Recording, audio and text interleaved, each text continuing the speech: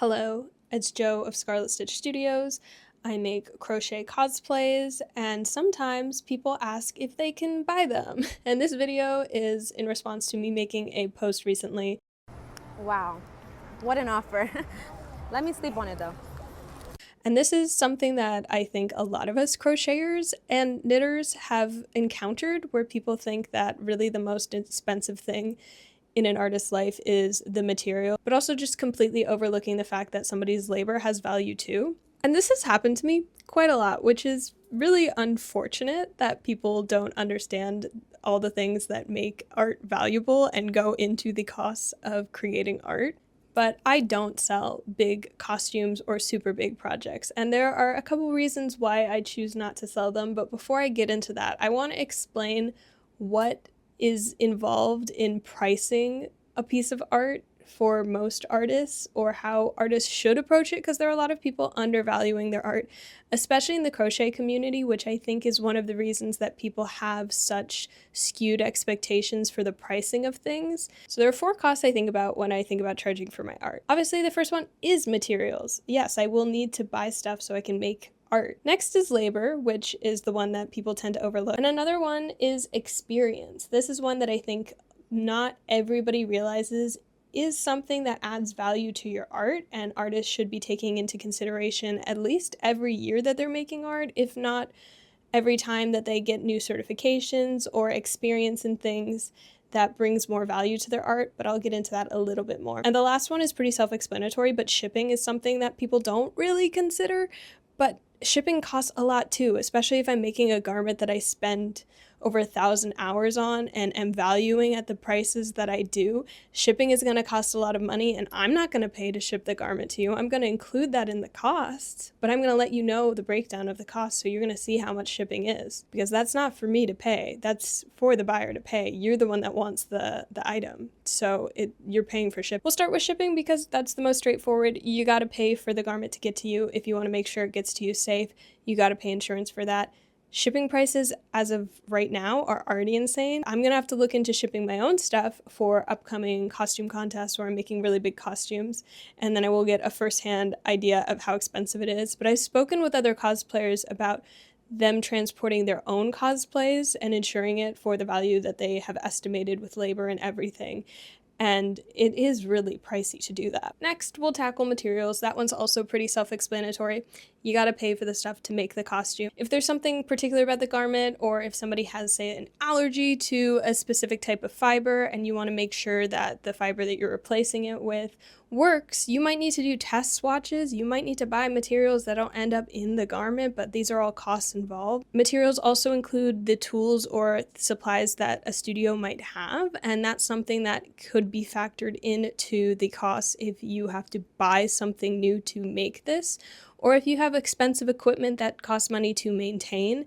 These are all things that artists should be thinking about when creating their costs that are also sometimes overlooked. Labor is valuable. This is the big thing that people are forgetting when they approach you saying they'll pay for materials and thinking that that's enough.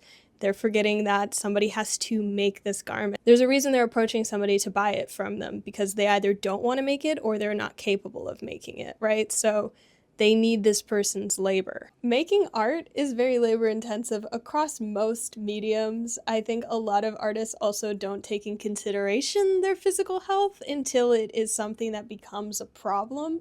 That's another reason that I push ergonomics for people. You know, you can take care of your hands so they don't hurt. They don't have to hurt. That's not a part of art. And it shouldn't be normalized. You can take care of yourself so you can prevent that.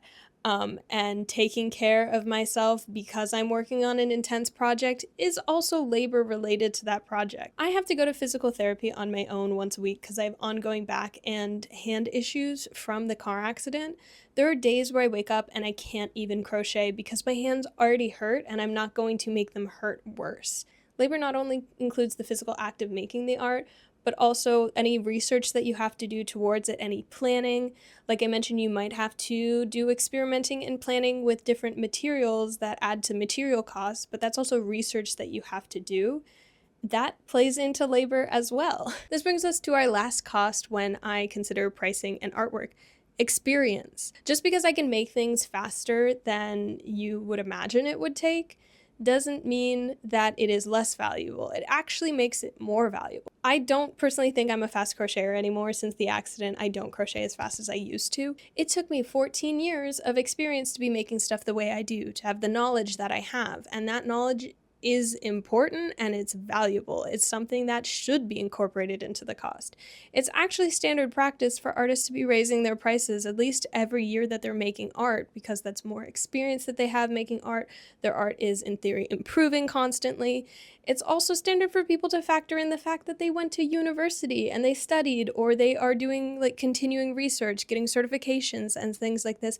That adds value to their art. So just because I make something faster or more efficiently, it took me years to be able to make this more efficiently. When somebody's coming to me specifically for a commission, they're also getting all of my knowledge and the skills that I bring to the table, and it's only fair that I would charge them for that as well, because that is something that is integral to my art and my art making. All four of these things are factors that I think about when pricing my art, and artists should be thinking about when pricing their art. When it comes to deciding how much you're charging for your hourly rate, where your labor and experience comes in, that's up to you, but artists really need to be making sure that what they're charging supports their cost of living. Cost of living includes housing, utility, food, medical costs. For me, as a person who is disabled and has chronic issues, I have a lot of medical costs, and right now I have insurance, but as of September 30th this year, I don't have insurance anymore, and I'm trying to figure out what to do with that, but that's a really hard thing to do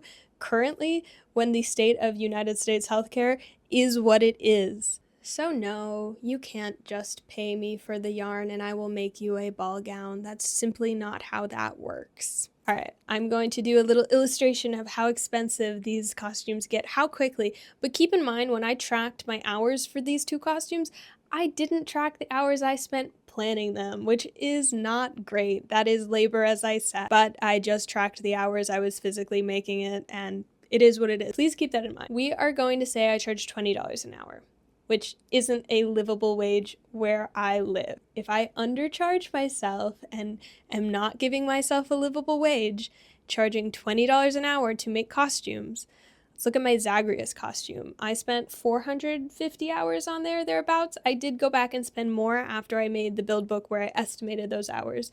So excluding the planning and the extra labor, if you wanted to buy my Zagreus cosplay, it would cost you $9,000. I spent between $100 to $200 on the material for this, so let's add $150, and then there's shipping costs on top of that. Here's the thing, when people are interested in the ball gowns and I give them the breakdown of how many hours it took, and then I will show the math of me charging $20 an hour, not a livable wage, but me being generous, charging $20 an hour, and the amount of hours it took me to make it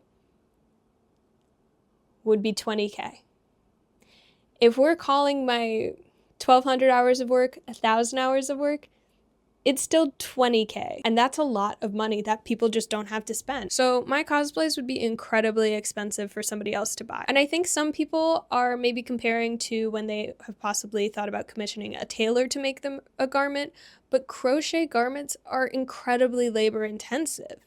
I am crocheting the fabric that is making the garment. I'm taking string and making it into a wearable. When a seamstress buys fabric, they already have the material that they are shaping into a garment. This isn't to undervalue seamstresses in any way. They have a skill that I don't have. I'm still very much a beginner sewist and I have all respect, but the hours involved are different. Maybe they spend a lot of time hand beating and they easily rack up the same amount of hours as I do into my garments. But I do think that overall, when I look at the estimates for a garment that is sewn, they're not quite as expensive unless you're using really, really expensive supplies to make. Now, if somebody approached me with $20K and they could afford that, I don't know if that's something I want to see myself doing again and again in the long term.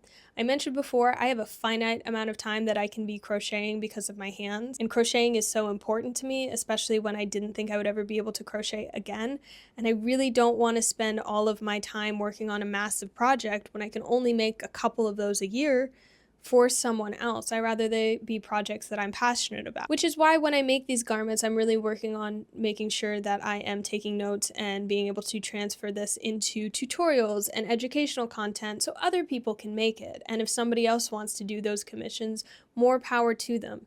I don't see myself taking a commission for a full costume, but I do take commissions. You can commission me for a cowboy hat. I've done some amigurumi. I'm actually super interested in doing amigurumi commissions. I did this massive chicken for my friend. I did a puppet. I've done some hat commissions. Things that are smaller like that are the things that I am interested in doing as commissions. If you want to own a piece of art by me, I also have plenty of ready-to-buy art on my Etsy store. I think there will always be people that undervalue art because they just don't understand what goes into it. I still have the hope that with the internet and artists being able to share their process and people getting more access behind the scenes for artists, that people can see really how much goes into creating art. But I'm sure I will continue seeing comments and artists who are typically still undervaluing their art being told that they're charging too much, because 9 times out of 10 I will look at an artist page and go, wow, you're not charging enough for your art, and the comments will already be saying they are trying to rip people off. I'd also be down to do wig commissions. Wigs are very labor intensive for me though, so those will still be a couple $100s, and people will get surprised when I say that, but it takes me a while to make the wigs nicely. I can make you something really crappy that you're not gonna like and you're gonna be disappointed because it doesn't look like the stuff I make for myself, but it's something you can afford. But why would I lower myself and my standards of my art if you can't afford it? That's a you problem, that's not a me problem. What I said might sound really harsh, but this is an age where people are undervaluing artists to such an extreme, especially with the rise of AI and watching people use AI when they could have hired an artist to make a simple graphic, a logo, to make full commercials now with AI. I feel like art has not been as threatened as it is right now. AI is attacking crochet too. I mean, there are people who comment on my crochet videos wearing my gowns and stuff saying that if it wasn't a video, they wouldn't be sure if it was AI or not.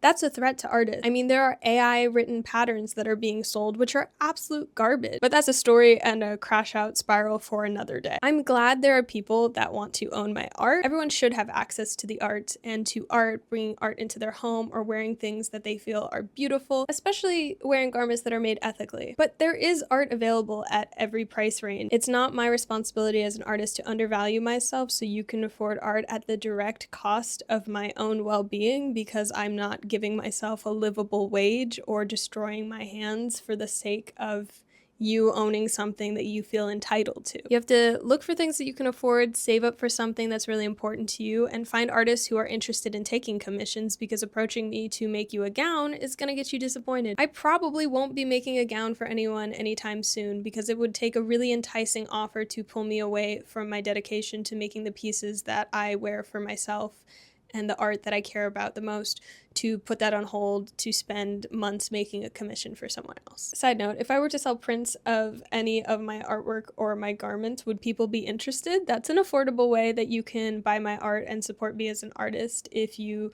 really love a certain costume that I have. If you want to see prints of any items, let me know. If you're an artist watching this who sells their work, let me know what are the factors that go into you pricing your art.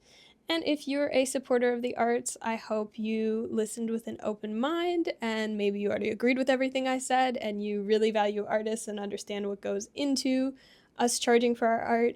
And maybe if you had different expectations of what art should cost, I explained it well enough that you can understand why art is really expensive. Anyway, thanks so much for watching. Stick around on my channel if you like crochet and cosplay and art stuff.